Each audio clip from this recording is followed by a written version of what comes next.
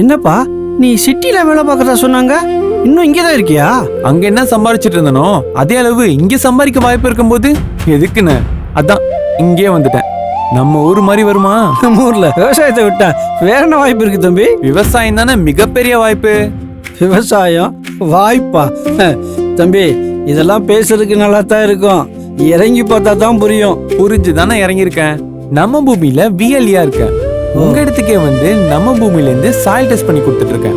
விவசாயம் சம்பந்தமா சரியான பொருட்களை சரியான விலையில வாங்க பரிந்துரையும் செய்றேன்.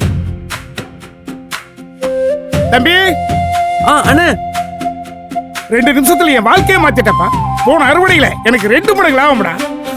நம்ம பூமி சாயில் டெஸ்ட் பண்ணி பாருங்க, உங்களுக்கே புரியும். உடனே கையோட எங்க பூமிக்கு வந்துருங்க.